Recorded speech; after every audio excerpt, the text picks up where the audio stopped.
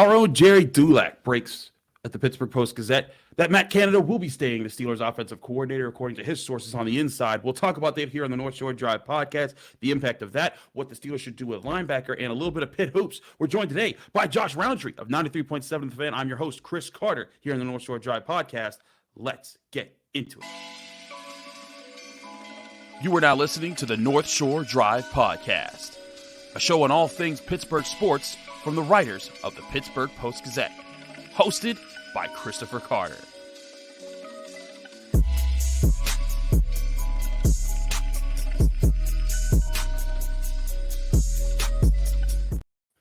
Welcome to the North Shore Drive podcast for the Pittsburgh Post-Gazette. I am your host, Chris Carter. We're joined today by Josh Roundtree of 93.7 The Fan. Remember, you can find this show Monday, Wednesday, and Friday on Apple, Spotify, Google Podcasts, and especially on YouTube. Like this video if you saw it on YouTube. Subscribe to this YouTube channel to get all of our daily content that comes out here from the Pittsburgh Post-Gazette. And a reminder, this show comes out Monday, Wednesdays, and Fridays. And we're joined by Josh. It's his debut showing here on the North Shore Drive podcast. I've talked to him before on shows. He's had me on his shows. So I love getting to talk to my man, Josh. How are you doing today?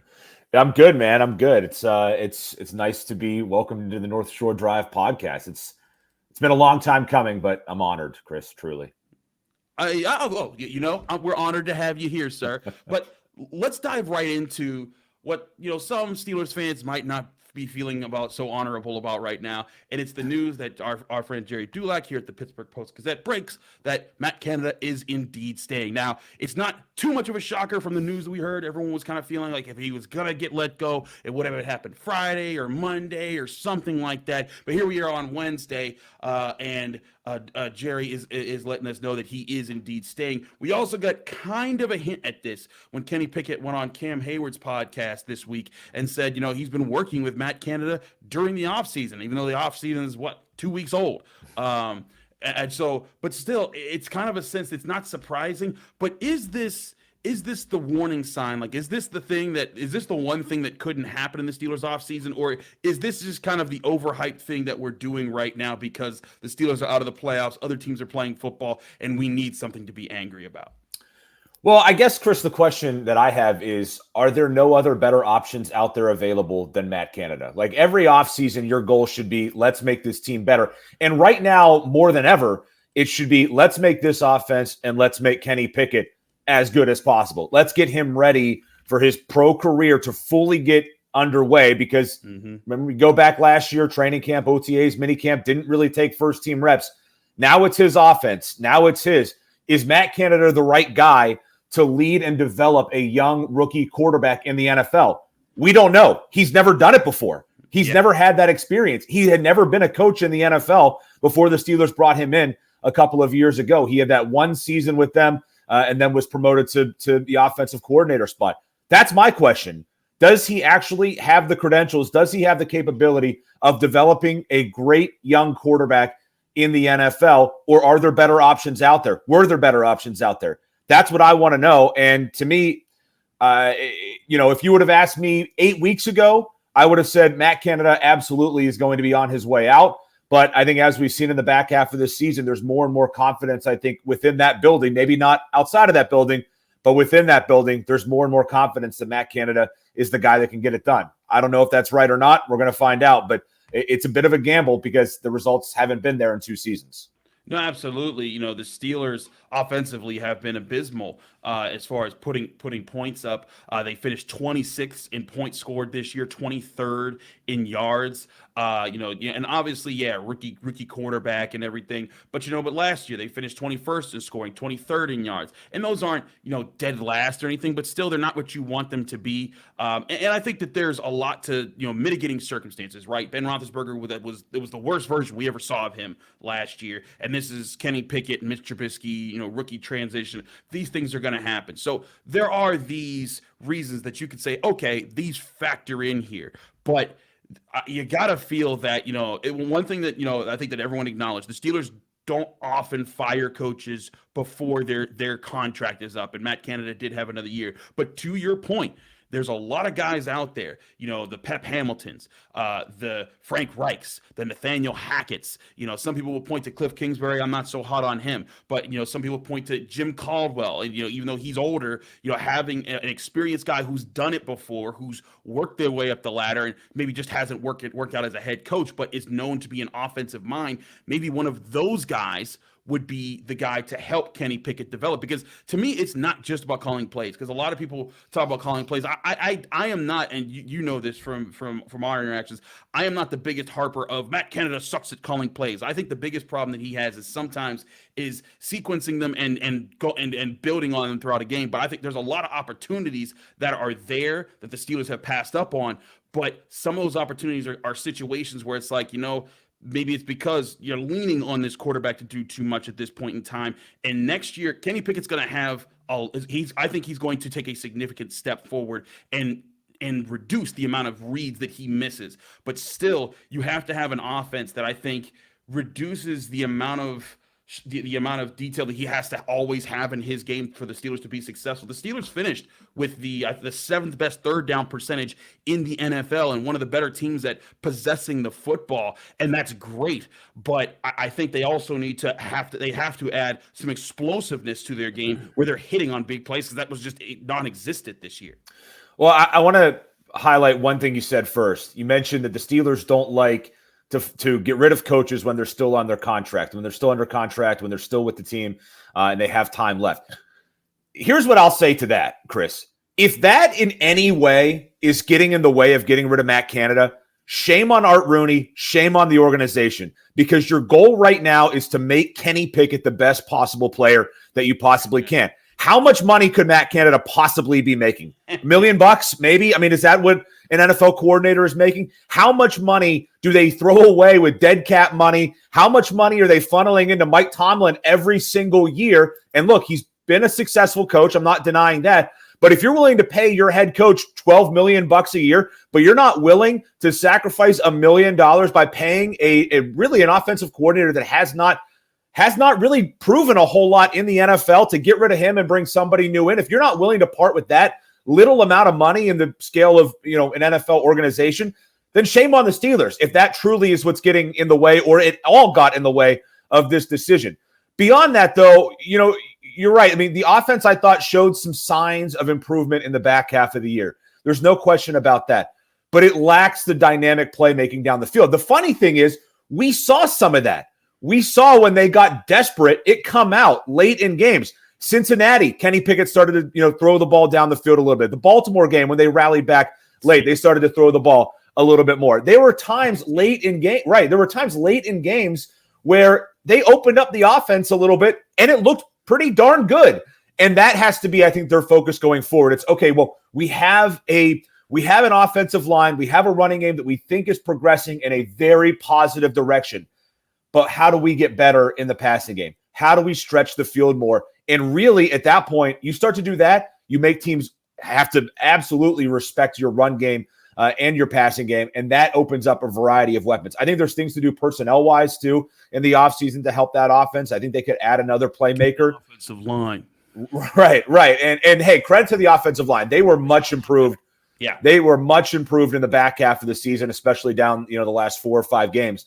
But to me, this is about the number one goal in this offseason is doing everything you possibly can to make Kenny Pickett the best possible quarterback that he can be. And if they're not doing that, that is a failure of this organization.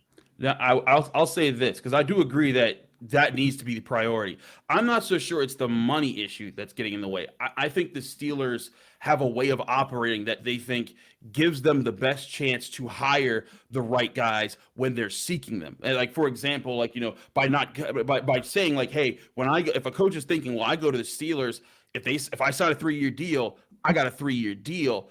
You might be able to get the better candidates when you're looking for the hardcore ones. And I've also been maintaining this. I think it's very possible that the reason that they kind of were just stuck with Matt Canada was because they weren't going to get like what premier offensive mind was going to sign up for the last year of Ben Roethlisberger, not knowing if it definitely was the last year of Ben Roethlisberger, and then not knowing with the offensive line the state it was, not knowing the direction of the offense. Why would I tie the next step of my career when I think I'm going to be the next genius that becomes a head coach to that situation when I could go to a number of other places with a young quarterback? But now they do have Kenny Pickett. They've got Najee Harris. They've got Jaylen Warren, George Pickens, Deontay Johnson, Pat Freiermuth, and like you said, that offensive line was improving, and I fully expect them to add one, maybe two pieces to that group this year to make them even stronger when they start out next year. So I do think that the Steelers, if they are passing up on the opportunity to get the guy that could be the ultimate guy that sets Kenny Pickett up for a great future with the organization,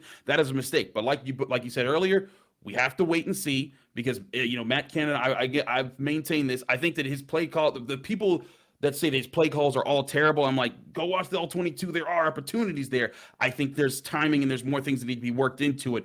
But next year, all bets will be off, barring major injuries. That will be the year that he needs to deliver. Yeah, absolutely. And you're right about like the all-22 and there being plays there. And I think that was, to me, like, I think that was what kind of changed this season around and like, let's call it what it is. There was some sort of at the bye week coming to Jesus meeting where they said, hey, here's what you guys are doing wrong. Here is what you guys have screwed up through the first half of the season.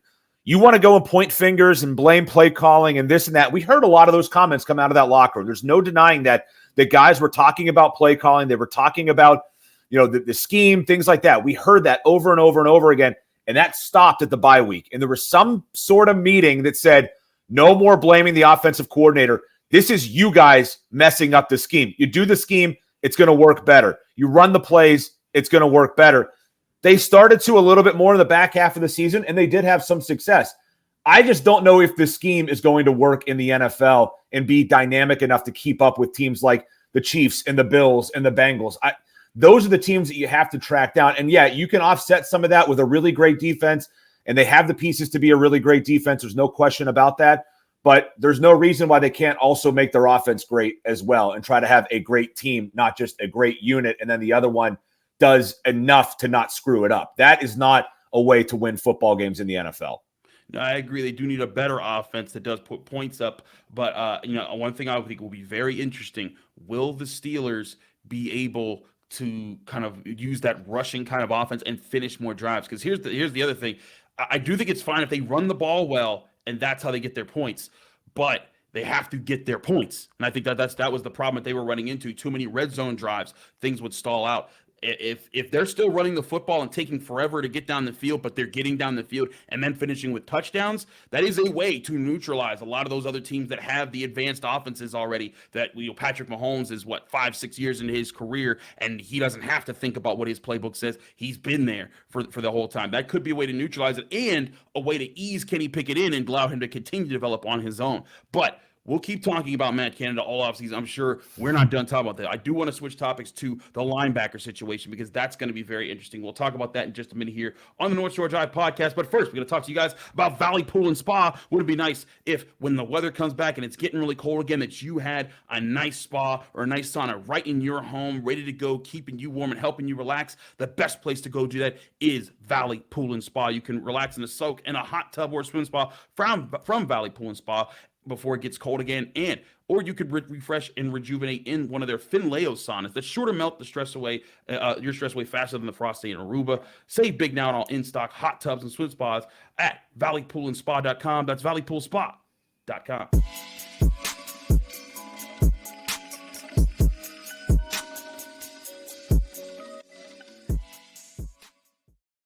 Back here on the North Shore Drive podcast, Chris Carter, joined by Josh Roundtree, 93.7 The Fan. I'm a Pittsburgh Post-Gazette. I wanted to take some time to talk about the linebacker situation in Pittsburgh, Josh, because to me, this was a group that had a chance to show that they could be the glue to the defense. Everyone knew the defensive front was going to be mean and nasty. Everyone knew the secondary was going to be Minkah Fitzpatrick led and supplemented by good role players. But the linebacker crew the off-ball linebackers, not T.J. Watt and Alex Highsmith. They're kind of part of that defensive front. But those off-ball linebackers, Miles Jack, Devin Bush, Robert Spillane, Mark Robinson, they were going to have to be, and Mark Robinson really not as much because he was only in the last like 3 games, but they were going to have to be the glue to the defense. And I think there was expectations for this group to be better than they were, and I don't think they met up to that expectations. I will say Miles Jack, I think, was the solid free agent veteran for most of the year. I think he brought the headiness and the sort of like composure. Excuse me. There you go. To the linebacker room. He led the Steelers with 104 tackles on the season, despite missing a few games there. And I think that he had some solid plays. And Devin Bush, I thought at moments flashed and like had moments where you were like, oh, wait a minute, he can do those things. But he still never got back to that 10th overall pick feel that we had, like that maybe he was going to develop into after his rookie season when he was doing things like covering Mark Andrews 20 yards downfield and hauling in one-handed interceptions and leading the Steelers in tackles and things like that. He never got back to that, and you especially saw that in the tail end of the season where he was maybe playing 5 snaps a game. To me, this is a sign that the Steelers are kind of ready to move on at the linebacker position and get a new guy there. But there's also the question of, if Devin Bush doesn't get, a big, his stats don't show to be anything big. If he doesn't get a major contract out there, should the team accept him back for like a $3 to $5 million contract? It's just like, well, he can at least be a depth option there while still going and getting another guy either via the draft or free agency. No. No. Devin Bush's time in Pittsburgh needs to be over. It needs to be over. I don't care if it's a league minimum. It needs to be over. It's run its course. He's been a bust. There's no question about it. Yeah. Part of that is probably due to the injury. I just think he never came back as the same intense player that he was before he got injured. And then part of that, I think, is a mental makeup as well. Like, he just does not seem engaged on the football field. He doesn't seem engaged enough to be a good enough football player for the Pittsburgh Steelers. I mean, it showed the last 2 weeks of the season, Chris, against 2 divisional opponents, Baltimore and Cleveland. He must win games. He played 10 snaps combined in those 2 games. Yeah. That was it. That told me everything that I need to know about Devin Bush. They don't trust him to play against the run. They don't trust him to play AFC North ball, as Mike Tomlin likes to say so often. And if you can't play AFC North ball, you can't play for the Pittsburgh Steelers. It needs to be done. I think Devin Bush wants it to be done. I think he's made that more than clear with some of his tweets of late as well. I think he is ready for a new venue, a new team. And really, if you go back to training camp, he kind of alluded to it. He was asked about the 5th-year option not being picked up, and he said, well, I'm still going to be in the NFL next year, so it doesn't really matter. He doesn't want to be here. The Steelers shouldn't want him to be here. It's time to move on. It will be better for all parties involved. And, Chris, on a bigger scale, the inside linebacker group, I thought there were some solid things from Miles Jack throughout the course of the year. I thought he was fairly stable throughout the course of the season. Robert Spillane, I think, exceeded my expectations. I mean, they used him way more in passing downs than I ever anticipated them to do. I mean, we knew him as a great run stopper, and then they threw him out there a ton in passing situations. Mixed reviews, I guess, there at times. And then Mark Robinson, really, we didn't get to see a whole lot, and I kind of wish that we would have got to see a little bit more from Mark Robinson because he did some things late in the season that I was like, okay, maybe this guy has something here that Devin Bush wasn't bringing, and that was physicality. But the big thing to me is in this defense, Chris, you go back to the days of guys like Shazier and Farrier and so on and so forth. They were good to make a couple of plays here and there, whether it was a timely interception, whether it was a forced fumble, a fumble recovery.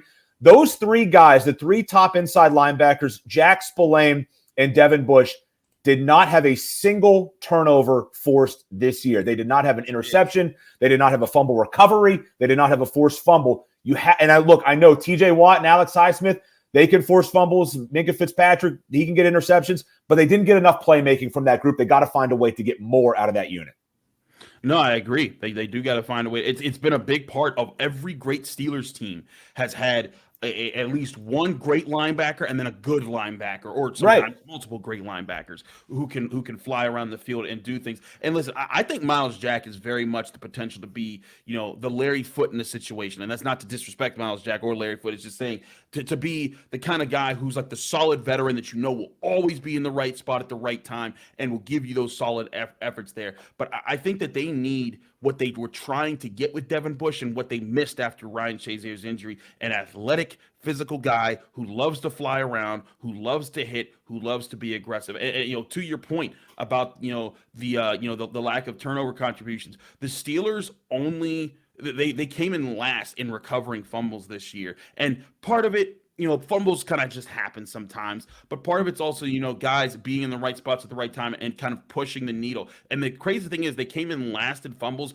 but led the NFL in interceptions. And it's kind of like it was a weird balance to see that happen.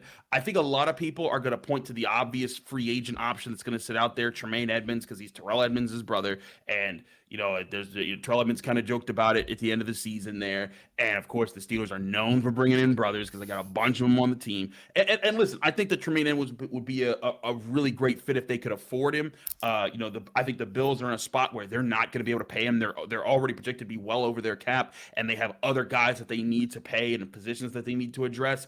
So I think that he will be a cap casualty for them.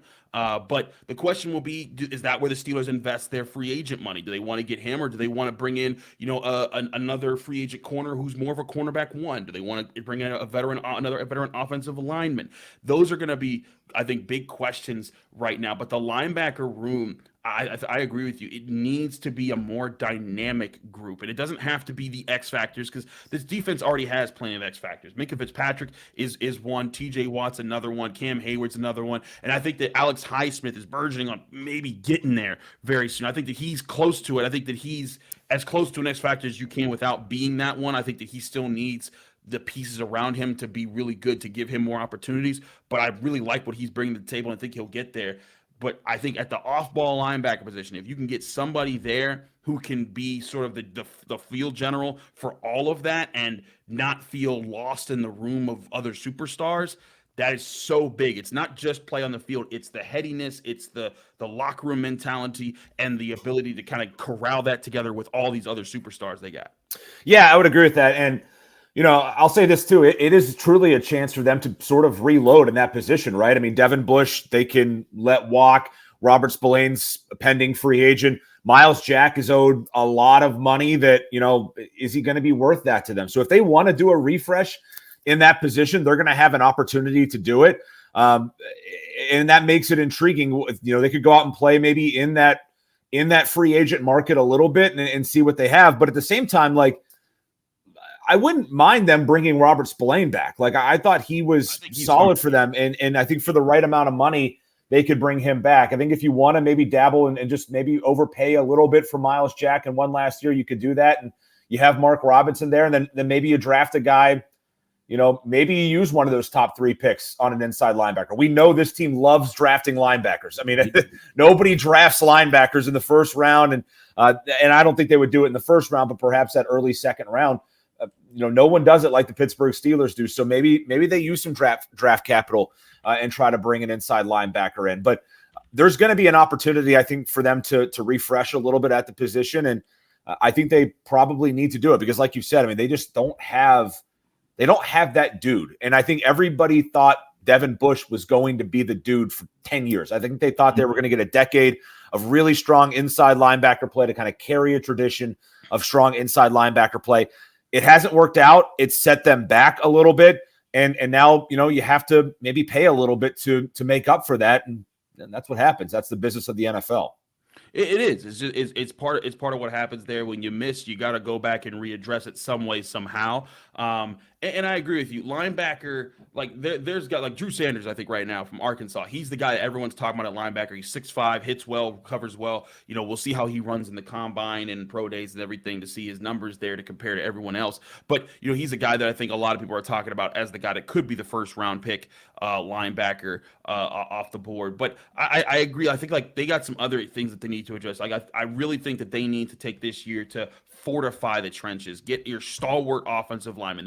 I think they've got guys they've got upstart offensive linemen, guys who, people look at on paper and are just like meh, and then all of a sudden Kevin Dotson's mauling you, and you're like, where'd that come from? Or like Dan Moore Jr. is up against Myles Garrett, and sometimes he takes some L's, but then other times he wins reps, and people are like, well, actually that's not that bad for a second-year, fourth-round pick. But the Steelers don't need not that bad on the offensive line anymore. I think that they're at the point where they've got their quarterback, they've got multiple running backs, they've got multiple receivers, I think you've got multiple tight ends. I think I really like Connor Hayward as a backup option at that position. And not to say don't supplement those with later picks, but early picks I think need to be offensive line, getting another young defensive lineman to start carrying the torch with DeMarvin Leal into the future, because you only got so much longer with Cam Hayward. And I think you also need to look at the cornerback room, because I think they have a lot of guys who are cornerback twos that are really good as role players, but they need their shutdown guy. And it doesn't have to necessarily be the 17th overall pick. It could be the 32nd or the 49th, this year. But they need a guy who projects to be the kind of like the Ike Taylor who they had for so long. I think Cam Sutton is the closest thing that this team has had to a Deshae Townsend since Deshae Townsend was part of those late 2000s Super Bowl teams. But I think that they have that guy, but they need the Ike Taylor who can line up with a Chad Johnson every week and just take him away and make life hard for him, and they can trust him to do that, so that Minkah Fitzpatrick and the rest of the secondary can start confusing quarterbacks more. They get those things, then I think that they can start addressing other things. But if they can get a veteran linebacker to come in, pair with Myles Jack, and help Mark Robinson along, that way him and Robert Spillane are just backups, I think it goes a long way to fixing the few things that I thought were wrong with this year's defense. Yeah, and I think, you mentioned the offensive line and addressing that in the draft. I think, too, now that we know that, or at least assume that Matt Canada is coming back for next season, that offense is so reliant on strong offensive line play. Like, you need your offensive line to be great in order for that offense to truly work and be able to do exactly what Matt Canada wants it to do when it comes to the jet sweeps and pre-snap motion and all that. Like, you need an offensive line that can hold a block for a second and that can really push. And that is, for far too many games this year, especially in the first half, that is what this offense could not do. So I'm with you. I think that offensive line can still be upgraded. I do like the way they trended in the back half of the year. But again, this is about, and I said it earlier, this is about making Kenny Pickett the best possible player that you can possibly make him. And a big part of that is by giving him the best possible offensive line that you can give him. If there's a chance to upgrade there, major upgrade there, you got to take that. On the defensive side, I'm with you. Like, I would love to see them bring Cam Sutton back. I just think the stability, the versatility that he adds, the calm demeanor. I think he's a really smart football player. I talked to Tara Lawson this year about him, and he talked about just the way that he studies and prepares for games. He's been around for a little while, now, and we know cornerbacks, they tend to hit a point and then they hit a cliff. And I'm willing, I think, to go with Cam Sutton if I'm the Steelers on a couple more years, maybe a 3-year deal, something like that, to try to keep him in Pittsburgh. I think it would be good for him because I think he fits their scheme, their system well. And I think it would be good for the Steelers because he is a guy that you can trust, that you can rely on. But they can also upgrade there, Chris. And we saw it at times this year, Eagles game, Bills game, Bengals game, where they just got ripped down the field. Ahkello Witherspoon just got torched for 3 touchdowns against the Eagles. The Bills, obviously, they were able to take shots down the field. Those elite passing offenses, which, again, the Steelers need to try to keep up with these type of teams. Those elite type of offenses that have elite quarterback play, they gave the Steelers a ton of problems throughout the course of this year. Yeah, they did fine against the Matt Ryans of the world and, those type of quarterbacks. They were able to handle those guys and do well. The elite guys, they struggled against, and that gives me concern. That means that they need to, I think, help the corner position a little bit more, help that secondary. And this goes back to another point we made, Chris. You get really elite corner play, you get really solid corner play, those inside linebackers, they can start to do some different things as well. You can start to get a little bit more exotic with those guys as well, like they used to do when they had reliable corners. And they, Dick LeBeau was able to draw up those exotic blitzes with inside linebackers and really, really bring it at quarterbacks. You get better outside play, it's really going to help your inside play. That's what the Steelers need defensively, I think. And I think the defensive line, too, is a group that, we'll see if they can get Ogunjobi back and so on. But I do think that is a group that can probably use another body in there and another reliable body in there, because you have the injury to Wormley, Ogunjobi. You don't know what his status is going to be going forward. Cam Hayward's not getting any younger. Leal, not quite proven yet. So there's plenty of areas to upgrade. We've had drafts before, man, with this team where we're like, well, they could just go best available because they're pretty good at a variety of positions. Not anymore. They have like a definitive 3 or 4 positions where they really have to upgrade. Absolutely. I think that'll be the talk all offseason. It's the priority of where they'll be upgrading. We'll get a lot more into that. But we do got to switch topics. Pitt basketball has a game tonight against Louisville. Should be a game that they need to win, but they need to win these types of games if they want to keep up the pace that they've had. We'll talk about Pitt hoops with Josh in just a minute here. But first, we're going to talk to you guys about Yinzers in the Berg. Yinzers, listen up. If you're a Pittsburgh sports fan, there's no better place to go get all your Pittsburgh sports apparel, accessories, and much, much more than Yinzers in the Berg. It's a store that has 2 locations for you to visit in the Strip District, or if you can't get to the Strip District or you just prefer not going out places, go to their website, yinzerspgh.com. It has all the amazing Pittsburgh sports apparel on Steelers, Penguins, Pirates, Pitt, anything Pittsburgh sports, they have there. Go check out yinzerspgh.com or their stores in the Strip District to get more from Yinzers in the Berg. And again, that's yinzerspgh.com for all your Pittsburgh sports apparel.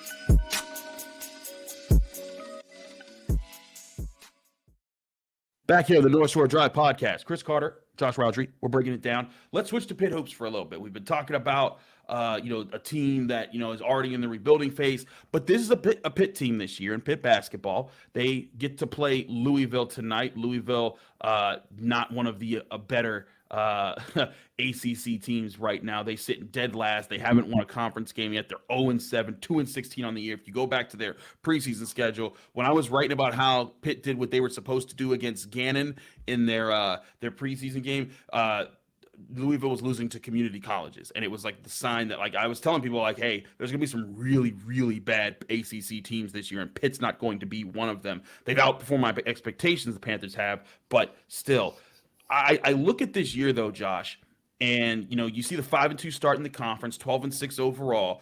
I predicted on our mailbag show that I do with Noah Hiles back around Christmas, and I said this Pitt team is a tournament team. I think that if they handle their business and continue to play the way they have been the past month or so, after they lost like their first, they were 1-3 in their early start. If they maintain this pace, I think they're good enough to beat the majority of the rest of their ACC opponents, get 20-plus wins, get a good seed in the conference tournament, and then get a couple more wins there. And I think if this team does win 21, 22 games, they're a tournament team. And if that happens, I feel like people should be able to say Pitt is back and that finally Pitt basketball is fun again. But, Josh, I know Pitt basketball fans, I know Pitt fans in general, they never want to feel good because they've been suffering for so long.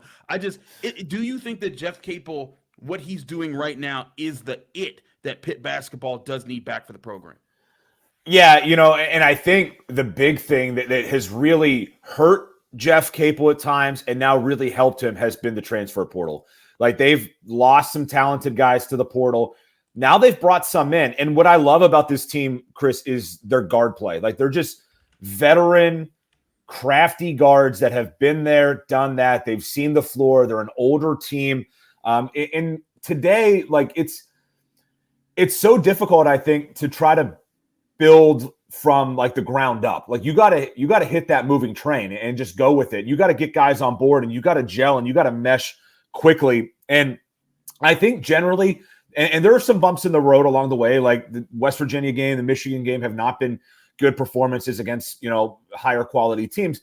But I think overall, we saw this team begin to turn a corner, and a lot of that was because of their guard play. Like Jamarius Burton, what Blake Hinson can do with his size, and then Nelly Cummings, I think, a guy that is not a true one. He's not a true point guard, but he's kind of played that role, and I think he's played it, fairly well. He has like 4.5 assists per game this year. And then here of late, like Nike Sabandi, is a guy that, maybe you didn't know fully what you were going to get from him. He's dealt with injuries in the past, and he's been, I think, really, really solid for them. I like their guard play a lot. And to me, like, I always look, and people talk about this a lot, but it's true. Like when you get to postseason basketball, when you get to tournament basketball, guard play means a ton. Like it's great to have great guard play when you get into tournaments. It's great to have level-headedness. I think that they have that. I was a little bit discouraged by them getting that lead at Duke and not being able to finish it, but that's a tough place to play, a tough environment.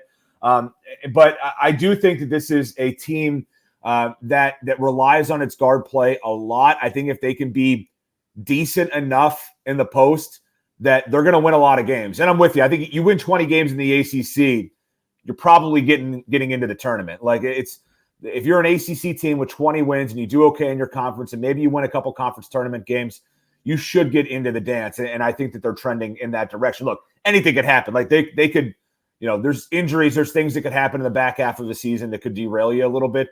But this group seems much more together than any team that Jeff Capel has had. He's had maybe teams with equal amounts or even better talent on it. This team feels like it is the most together. Like they are all on the same page. They're all on the same mission. It is not an I thing. It's a we thing. I know that's like a cliche, but they truly do feel like more of a team than any other team so far under Jeff Capel. And that's a really good thing. And that's a testament to Jeff Capel because he brought in all of these eyes and he made them a we. Like that's a really good coaching job by Jeff Capel. I think so far this year is to bring all these personalities, all these guys together. They've dealt with issues, but they have stayed together and they're a pretty darn good basketball team. And more than anything, they're fun to watch. Yeah. Like this is not some grinded out, slog, scoring in the 50s type of team. Like they are fun to watch. They can get after it. They can score. They're athletic. They can play above the rim. And to me, like I'm not going to sit here and say, Pitt basketball is back. Like I don't think you can make that sweeping declaration until they're playing in March, but they are trending in a very positive direction towards saying that. No, I agree. One thing I really think that you're absolutely right about, guard play is so important in the big games because they're the guys that control the ball, that control possessions. And one thing that I think has killed Pitt, even when they've had those talents, is even when they had talented guys like Xavier Johnson, they turned the ball over too much. They'd get too aggressive. They'd drive into trouble situations. They'd do things that would be too costly, and they wouldn't do what Jeff Capel would preach about, and that's valuing the basketball. Nelly Cummings values the basketball. Right now, he has 83 assists to 38 turnovers on the year. He's been kind of commanding that. And then you have guys like Greg Elliott, who's more of just a shooter, or Nike Sabani, who can come in and give you a breath of fresh air, or Jamarius Burton, both of whom are 6'4" when you go between Burton and Sabandi, and how that balances out things for Nelly Cummings. Because Greg's more of just a pure shoot and occasional drive type of guy. He's not the handler that's gonna facilitate the offense. Those other three, though, they bring that to the table, and each of them, I'd say, Burton a little bit less of a shooter than the other three, but all those other three guys, they bring all those different things to the table. And you're right. Everyone has bought in, it seems like. There's, like, for example, when we joke about Pitt, people saying Pitt is back, Justice Champagnie said that, in the 2020-2021 season, when Pitt beat Duke, they were 8-2 on top of the world, and then we're talking about being disrespected by not being ranked after that game. Then they lost 10 straight, and the season completely fell apart. But part of the problem was there, just in my opinion of covering the team at the time, they weren't together, like you said. I don't think that they were, like, when you asked them questions about each other, it wasn't like there wasn't as much camaraderie between that group. I think a lot of these veteran guys that Jeff Capel has assembled, they have all bought into, like, look, this is like my last chance. Like Nelly Cummings, this is his last year for college basketball. Same thing for Jamarius Burton. Same thing for Greg Elliott. Same thing for Nike Sabande. And yes, Burton and Sabande were here already, but you added these guys to the mix. And I don't sense ego in the room. And Blake Hinson is the same way as a vet, even though he has more time that he could spend playing college basketball. But the tone that those guys have set, I think, is the chance, even beyond this year, even beyond, them making the tournament and maybe getting a win or two in the tournament this year, if they could even get there in the first place. Beyond this year, those guys resetting that tone for this program, and if the program can keep guys like the Diaz-Graham twins, like Fede Federico, if John Hughley can come back next year, if William Jeffers can come back next year, and then Dior Johnson sticks around, and then they bring in guys like the Jalen Lowe's or the Carl Carringtons, you look at all those talents that are coming together, there will be something to uphold. There won't be they have to reset the culture and start all over again. It'll be like hey, remember those guys from last year? That's the tone that's been set, and this is what we're passing down to you. This is what you have to honor. I think that is so huge in all basketball programs to maintain. That's what the best programs carry for them year to year. And along those lines too, like, look, I mean, every team now has to hit the transfer portal. Like, there's no question. They're going to have to hit the transfer portal this offseason. They're going to lose somebody. They're going to need to gain somebody. It's just how it's going right now.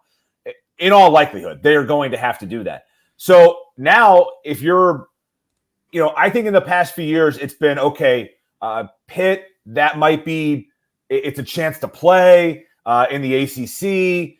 This could be an opportunity for me. Now I think you look at Pitt, if they can continue where they're at right now, if you're a transfer, your prospective transfer, and if you're a recruit as well, you're saying, like, this isn't just going to an ACC team. This is going to Pitt. This is going to play for a good program, one that is going to make me a better player, one that could potentially get me to the league. Like, that is what Jeff Capel has had to build back up to. It's what Pitt was at one point. They were the program. They were a big-time program that players naturally wanted to go to.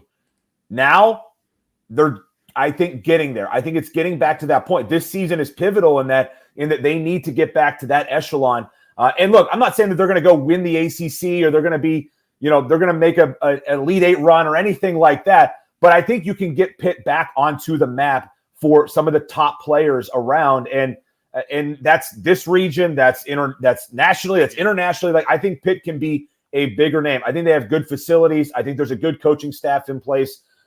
It's there for Pitt. They just need to keep this going. That's going to be the big thing for them. But I'm with you. Like, they needed a team that was truly unselfish, that was truly about winning basketball games, not about anything else. Jeff Capel, I think, struggled at times to get that. Not all of that is his fault. You bring kids in, things go south, what have you. Now, I think he's got a really good group, and I think it's going to carry Pitt. I'm with. I think that they're going to play well in the back half of this season, and I think that they're going to do some really good things. And man, I'll tell you what, to see Pitt dancing again in March Madness is somebody. I know you're from here. Like, it used to be the show. Like, they were the ticket. I think they were a harder ticket to get than the Steelers, Penguins, and Pirates have been ever. Like, it was impossible to get into the Pete unless you had a bankroll at your disposal. I don't know that it's going to get back to there immediately, but I think Pitt, when they're going, is the best show in town. I think they are the must-watch show in town when they are at their very best, and I think they have a chance to get back or at least get very close to that again.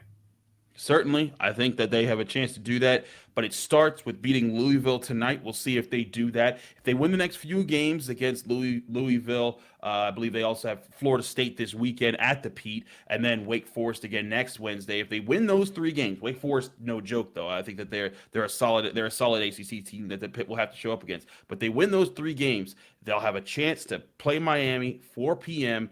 in the Pete, January 28th.